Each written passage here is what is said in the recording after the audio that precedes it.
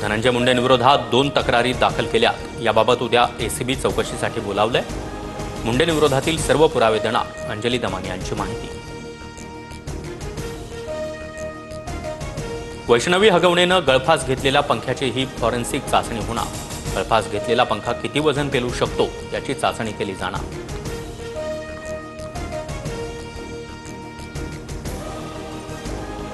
पंधरा जूनपासून मान्सून सक्रिय होणार। शेतकऱ्यांना पेरणीची घाई करू नये।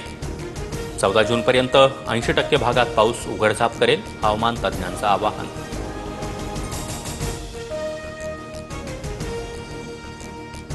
विठ्ठलाच्या पदस्पर्श रांगेतील भाविकांकडून मंदिर प्रशासनाचा निषेध।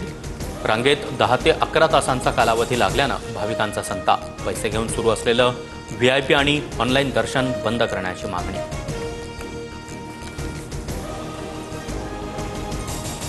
देशात कोरोनाचे 4026 सक्रिय रुग्ण। महाराष्ट्रातील आकडा 464 वर।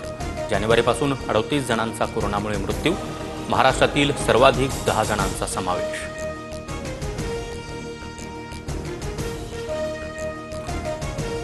कर्नाटकच्या विजयपुरातील कॅनरा बँकेत देशातील सर्वात मोठा दरोडा। बनावट चावीद्वारे बँकेतील तब्बल 52 किलो सोनं चोरट्यांनी लंपास केलं। चोरीनंतर लॉकरमध्ये काळी बाहुली ठेवली।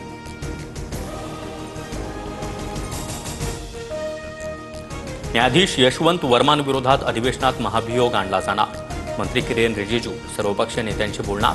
सूत्रांची माहिती, न्यायाधीश यशवंत वर्मा घरी जळालेल्या अवस्थेत रोकड आढळली होती। डोनाल्ड ट्रम्पचा फोन आला आणि मोदी लगेच सरेंडर झाले। मात्र काँग्रेस कधीही झुकत नाही।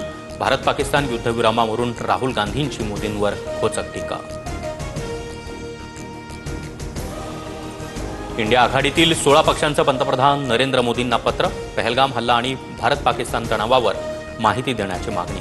मोदी सरकारनं परदेश मीडियाला माहिती दिली पण संसदेला दिली नाही। युक्रेनचा रशियावर पुन्हा हल्ला। युक्रेनच्या गुप्तचर यंत्रणेनं घडवलेल्या स्फोटात क्रिमिया पुलाचा भाग उद्ध्वस्त। क्रिमियातील पुलावरून रशिया युक्रेनमध्ये आपल्या सैन्याला रसद पुरवायचा।